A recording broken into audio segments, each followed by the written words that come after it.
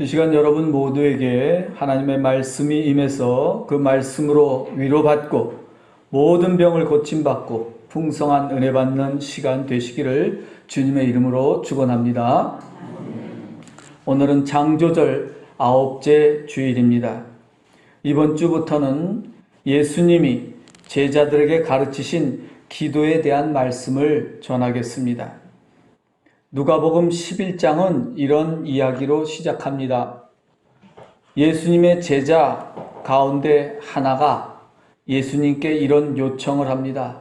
주님, 세례 요한이 자기 제자들에게 기도를 가르친 것 같이 우리에게도 기도를 가르쳐 주십시오. 제자의 요청을 듣고 예수님께서 기도를 가르쳐 주셨습니다. 그 기도가 바로 주기도입니다. 주기도란 주님이 가르쳐 주신 기도란 말의 줄임말입니다. 다시 말하면 예수님께서 제자들에게 가르쳐 주신 기도입니다.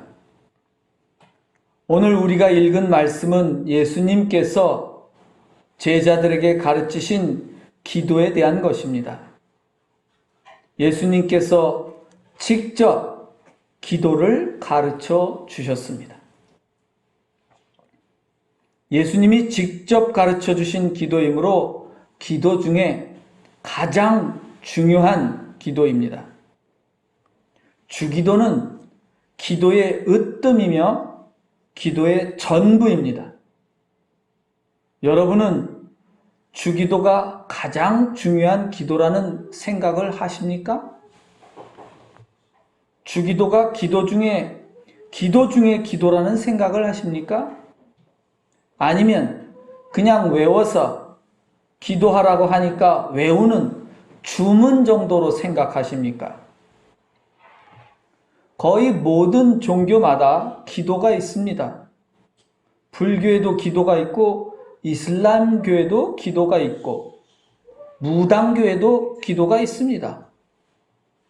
기도가 없는 종교는 없습니다. 그런데 종교마다 기도 내용이 다릅니다. 불교의 기도와 무당교의 기도는 다릅니다. 불교의 기도와 기독교의 기도도 당연히 다릅니다. 무당교의 기도와 기독교의 기도는 전혀 다릅니다. 만일 어떤 교인이 기도를 드리는데 그 기도 내용이 무당교의 기도라면 그 사람은 기독교인이 아니라 사실상 무당교인이 되는 것입니다. 교회에 다니는 무당교인인 것입니다. 교회에 다니는 불교 신도나 무당 교인들도 있습니다. 이렇게 기도의 내용에 따라 종교가 바뀌는 것입니다. 따라서 내 기도가 무당교 기도인지 불교 기도인지 잘 알고 기도드려야 하는 것입니다. 그것을 알 수 있는 기준이 무엇일까요? 바로 예수님이 가르쳐 주신 기도, 곧 주기도입니다. 기독교의 기도는 무엇이겠습니까? 예수님께서 가르쳐 주신 기도입니다. 따라서 여러분이 예수 믿는 사람이라면 예수님이 직접 가르쳐 주신 주기도를 잘 드려야 합니다. 만일 주기도를 드리지 않으면 기독교인이 아니라 무당교나 불교의 교인이 되는 것입니다. 하나님께 기도를 드린 것이 아니라 부처나 무당 귀신이나 다른 신에게 기도를 드리게 되는 겁니다. 예수님을 믿는 사람이라면 당연히 예수님께서 가르쳐 주신 대로 기도해야 합니다. 주기도를 제대로 하지 않고 자기 멋대로 기도한다면, 그저 자기 생각대로 기도한다면 예수님을 믿지 않고 오히려 부정하는 것이 됩니다. 예수님께서 특별히 기도를 가르쳐 주셨습니다. 따라서 반드시 그 기도는 배워야 하는 것입니다. 예수님이 가르쳐 주신 대로 기도를 해야 진짜 기도하는 것입니다. 예수님께서 가르쳐 주신 기도는 무엇입니까? 어떻게 기도하라고 말씀하셨습니까? 주기도를 배우기 전에 먼저 예수님은 반드시 하지 말아야 할 기도에 대해서 말씀하셨습니다. 반드시 하지 말아야 할 기도 첫 번째는 외식하는 자의 기도이며 둘째는 이방인의 기도입니다. 그러나 그와는 반대로 반드시 해야 할 기도도 가르쳐 주셨습니다. 무엇일까요? 첫째는 골방의 기도이며 둘째는 주기도입니다. 그러면 외식하는 자의 기도의 반대가 무엇일까요? 골방의 기도입니다. 이방인의 기도의 반대가 무엇이겠습니까? 주기도입니다. 첫째로 하지 말아야 할 기도는 무엇이라고 했습니까? 외식하는 자의 기도입니다. 외식하는 자란 요즘엔 잘 안 쓰죠. 요즘에 외식한다고 하면 밖에 나가서 밥 먹는 게 외식이죠. 그래서 잘 못 알아듣습니다. 요즘엔 위선자다. 세번역 성경에는 다른 성경에는 위선자다 이렇게 쉽게 되어 있습니다. 위선자란 가짜로 선을 행하는 척 하는 사람입니다. 겉으로는 선한 척 하지만 사실은 악한 사람이지요. 위선자는 어떻게 기도한다고 말씀하십니까? 그들은 사람에게 보이려고 회당과 큰 거리 어귀에 서서 기도하기를 좋아하느니라 고 말씀하십니다. 위선자는 많은 사람들 앞에서 기도하기를 좋아한다는 것입니다. 회당은 오늘날로 말하면 교회당입니다. 큰 거리 어귀란 많은 사람들이 모이는 곳을 말합니다. 한마디로 위선자는 많은 사람들 앞에서 자기를 자랑하기 위하여 기도하기를 좋아한다는 것입니다. 남들에게 똑똑하게 보이려고 기도하기를 좋아합니다. 남들보다 더 믿음 있는 척하며 기도하기를 좋아합니다. 다른 사람보다 더 멋지게 보이려고 기도합니다. 내가 너보다 기도를 더 잘하지 않아? 이런 거만한 마음으로 기도하는 겁니다. 그러나 그런 기도는 위선자의 기도이며 하나님이 듣지 않으시는 기도입니다. 기도는 자랑이 아닙니다. 따라해 볼까요? 기도는 자랑이 아니다. 다시 한번. 기도는 자랑이 아니다. 자랑이라는 게 뭐죠? 내가 너보다 더 잘났다는 과시죠. 내가 너보다 더 높다는 과시입니다. 오늘날도 교회 안에서 많은 교인들이 사람들 앞에서 기도하기를 좋아하며 그런 기도를 자랑으로 여깁니다. 물론 겉으로는 아닌 척해요. 그래서 위선이라는 거예요. 잘 보셔야 됩니다. 여러분들이 위선자를 가리기가 참 어려워요. 겉은 선하기 때문에 속은 악한데 그걸 가려내는 게 어렵다니까. 그건 영적인 눈이 있어야 되는 거예요. 보통 사람들은 여러분들은 정치인들 어떤 놈이 나쁜 놈인지 좋은 놈인지 잘 가리기 어렵죠. 한눈에 보면 딱 아는데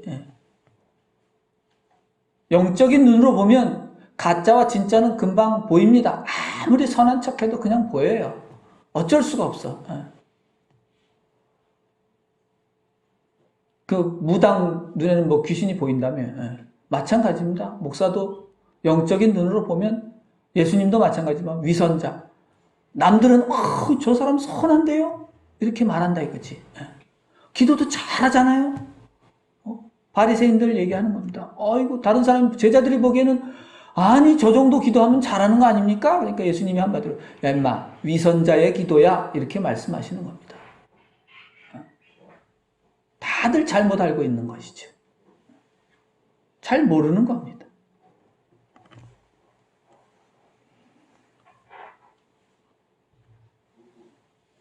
예수님께서는 그런 위선자의 기도를 하지 말라고 말씀하십니다. 위선자처럼 많은 사람들 앞에서 자기를 자랑하며 기도하지 말라고 말씀하십니다. 그러면 어떻게 기도하라고 가르쳐 주십니까? 너는 기도할 때에 내 골방에 들어가 문을 닫고 은밀한 중에 계신 내 아버지께 기도하라고 말씀하십니다. 어디에서 기도하라고 하십니까? 골방에 들어가서 어떻게 해요? 문을 열고 문을 닫고 기도하라고 하십니다. 골방, 요즘에는 또 쓰지 않는 말이죠. 옛날엔 골방이 있었습니다. 큰 방 뒤에 작은 방이 하나 있었어요. 다락방 같은 경우도 있죠. 아주 작은 방을 뜻합니다. 여러 사람들이 들어갈 수 없는 방이죠. 겨우 혼자 들어갈 수 있는 방 정도 되는 것입니다. 이렇게 말하니까 그냥 작은 방에서 기도하라는 말씀이구나 라고 생각하면 또 오해하는 겁니다. 말이 아니라 말귀를 알아먹어야 합니다. 골방이란 나 외에 아무도 없는 곳입니다. 아무도 볼 수 없는 장소입니다. 골방이란 작은 방을 뜻하는 것만이 아니라 오직 나 홀로 있는 곳입니다. 그곳은 하나님도 은밀한 중에 계신 곳입니다. 은밀한 중에 계신다는 말은 또 뭘까요? 하나님이 숨어 계신다는 뜻입니다. 하나님이 왜 숨어 계셔요? 여러분들은 이런 성경을 읽으면 그냥 숨어 계시는구나. 왜 숨어 계시죠? 하나님이 숨어 계신가요? 여러분, 하나님이 숨어 계십니까? 아니면 나타나 계십니까? 여러분들은 어떻게 생각하세요? 하나님이 숨어 계신다고 생각하세요? 아니면 나타나신다고 생각하세요? 숨어 계신 것은 어떤 것이고 나타난 것은 어떤 거예요? 하나님은 어차피 보이지 않는데. 성경이 그래서 어렵습니다. 골방이란 하나님조차도 숨어 계신 곳이란 뜻입니다. 이게 무슨 뜻일까요? 하나님은 숨어 계시지 않아도 본래 보이지 않는데 왜 숨어 계신다고 말씀하고 있을까요? 골방이란 하나님이 숨어 계셔서 하나님을 찾을 수 없는 곳을 뜻합니다. 좀 어렵지요. 다시 말하면 하나님조차 계시지 않을 것이라고 생각되는 곳입니다. 또한 골방은 하나님도 나를 볼 수 없다고 생각되는 곳이기도 합니다.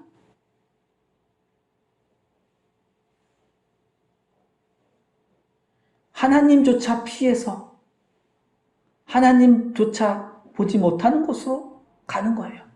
진짜 혼자 있는 곳이에요.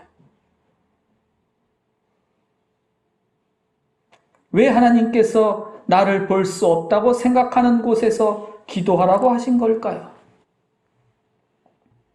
내가 하나님을 뵙기조차 부끄러운 죄인이라고 생각하기 때문입니다. 내가 아무것도 자랑할 것이 없는 사람이기 때문입니다. 내가 부끄러운 죄인임을 깨달으라는 것입니다. 예수님은 여러 사람들이 모인 곳에서 보여주려고 기도하지 말라고 하십니다. 왜 그렇습니까? 기도할 때 자기 죄를 고백해야 합니다. 그런데 다른 사람 들으라고 소리내어 기도할 수 있겠습니까? 자기 죄를 자랑할 일이 있습니까? 물론 죄를 고백하지 않으면 남이 들으나 안 들으나 비슷하겠지만 결국 소리내어 기도하는 경우는 자기 죄를 고백하는 게 아니라 거의 대부분 하나님에게 이렇게 해달라 저렇게 해달라 하는 뻔뻔한 요구사항들 뿐입니다. 제자들처럼 그런 것이죠. 내 멋진 기도를 들어봐라 하며 다른 사람에게 자기를 자랑하려는 교만한 마음에서 나오는 것입니다. 예수님께서 분명하게 가르쳐 주십니다. 너는 기도할 때 골방에 들어가 문을 꼭 닫고 기도하라고 하십니다. 하나님도 볼 수 없는 곳에서 오직 나 홀로 있는 곳에서 기도하라고 하십니다. 그렇게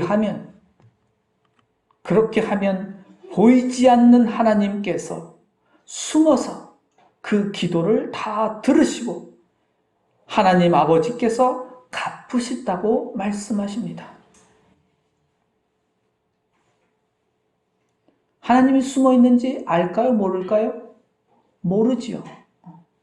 몰라요. 그런 가운데 기도를 하는 겁니다.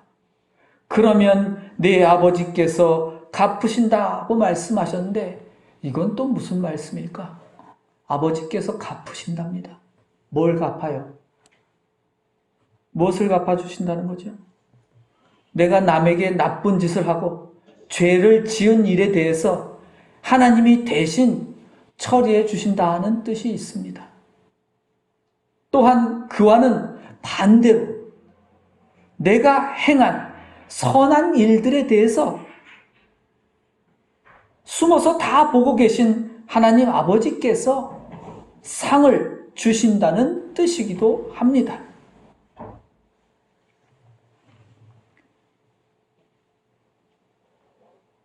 숨어서 하나님께서 내가 하는 일, 악한 일이든 선한 일이든 다 보고 알아서 하나님께서 그걸 갚아주시고 보상해 주신다는 그러한 말씀입니다. 오늘 말씀은 여기서 마무리하겠습니다. 예수께서 위선자처럼 남에게 잘 보이려고 기도하지 말고 남에게 자랑하려고 기도하지 말라고 말씀하십니다. 사람들이 많은 곳에서 기도하지 말라고 하십니다. 골방에 들어가서 문을 닫고 혼자 기도하라고 말씀하십니다. 골방은 아무도 보지 않는 곳이고 아무도 없는 곳입니다. 그곳에 들어가서 홀로 기도하라고 하십니다. 하나님조차도 보시지 못할 곳 같은 곳, 그곳에 들어가서 기도하라고 하십니다. 남에게 잘 보이려고 자랑하는 위선자의 기도를 하지 말아야 합니다. 자랑하는 기도는 하나님께서 듣지 않으십니다. 따라서 그 기도는 모두 헛된 기도가 됩니다. 예수 믿는 사람의 기도가 아닙니다. 진실로 기도하기를 바라신다면 아무도 없는 곳에서 혼자 기도하시기 바랍니다. 골방에 들어가서 홀로 기도하시기 바랍니다.